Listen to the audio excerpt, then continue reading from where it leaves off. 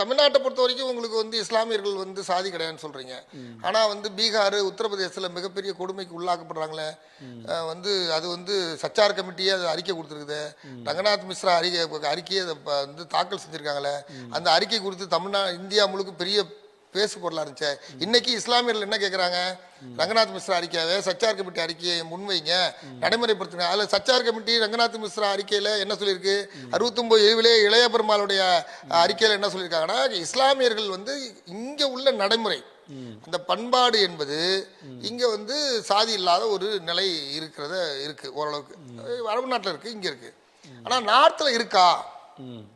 பச்சை துணியை வச்சுட்டு இன்னமும் வந்து பட்டியல் சமூகத்தை விட, எஸ்சி எஸ்டியை விட மோசமான நிலையில் இஸ்லாமியர் இருக்கிறாங்கன்றத அந்த அறிக்கை சொல்லுது.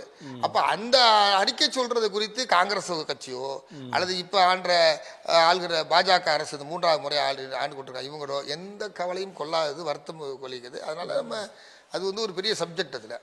அதனால நாம வந்து என்ன கேட்கிறோம்னா, எஸ்சி ஸ்டேட்டஸ்ல ஹிந்துவா இருக்கிறவர்களுக்கு கொடுக்கக்கூடிய வாய்ப்பு என்னவோ, அவங்களுக்கு இடஒதுக்கீட்டு அடிப்படையில் என்ன தராங்களோ அதை கிறிஸ்தவராக மதம் மாறி இருந்தாலும் இஸ்லாமியராக மார்க்கத்தை ஏற்றுக்கொண்டிருந்தாலும் அவர்களுக்கு வழங்கணும். ஏற்கனவே சீக்கியராக இருப்பவர்களுக்கும் புத்திஸ்டாக இருப்பவர்களுக்கும் வழங்கப்பட்டு கொண்டிருக்கிறதை இவர்களுக்கும் வழங்கணும். ஏன்னா மதசார்பற்ற நாடு, செக்யூலர் ஸ்டேட் இது.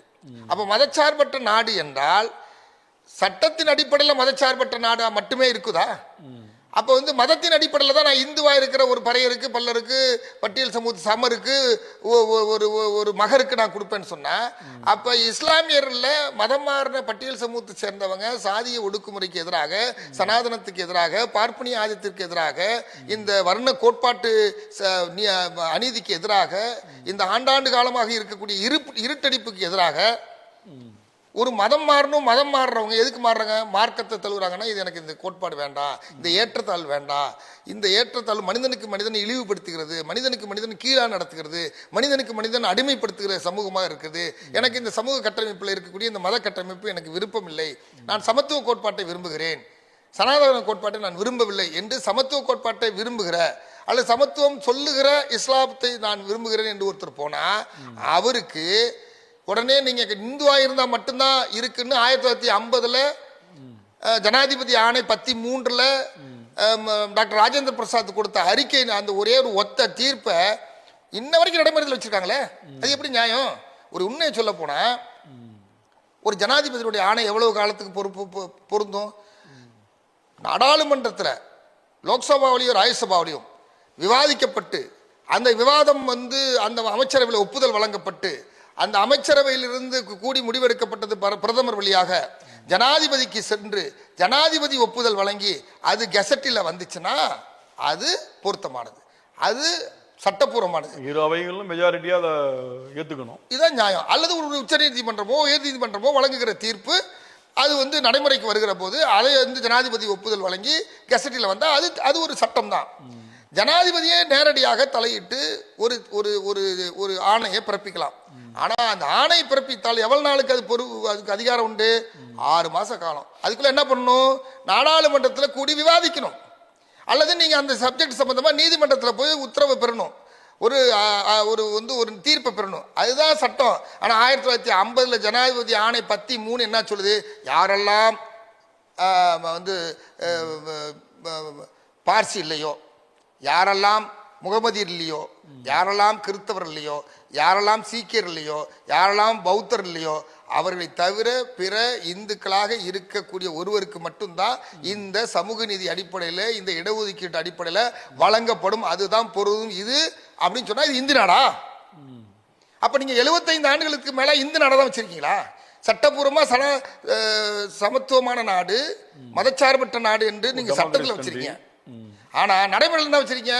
பட்டியல் சமூகத்தில் பிறந்த ஒரு சமரோ, மகரோ, ஒரு பறையரோ, பல்லரோ, அருந்ததியரோ இவங்க மட்டும்தான் அந்த இடத்துக்கு வரலாம், பாக்கி யாருக்கும் உரிமை கிடையாதுன்னா, அப்ப இஸ்லாத்துல ஏற்றுக்கொண்ட ஒரு பட்டியல் சமூகத்தை சேர்ந்தவர் சாதி என்பது பிறப்பால வந்து திணிக்கப்படுகிற ஒரு கட்டமைப்பு. அதை யாரும் பூசி சந்தன மாதிரி பூசிட்டு வரல. நான் பிறக்கிறப்ப என் மேல இருக்குது, எனக்கு அது அடையாளப்படுத்திருக்குது. அது ஒரு மதம் சொல்லி கொடுக்குது, அந்த அடக்குமுறை இருக்குது, அந்த வர்ணாசிரம கட்டமைப்பு இருக்கிறது.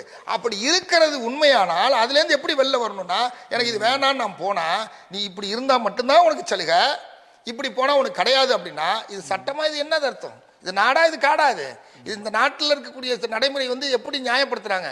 இது ஒரு பெரிய சப்ஜெக்ட்டுங்க. அதனால நான் என்னுடைய கோரிக்கை என்னன்னா, இஸ்லாத்தை தழுவியவர்களுக்கு வழங்க வேண்டும். சச்சார் கமிட்டி அறிக்கைப்படி, ரங்கநாத் கமிஷா அறிக்கைப்படி, எல்இபி இளையபெருமாள் அறிக்கைப்படி வழங்க வேண்டும். அடுத்தது மண்டல் கமிஷன்லேயே கூட அது ஏறக்குறைய ஒரு சில விஷயங்களை சொல்லப்பட்டிருக்கு.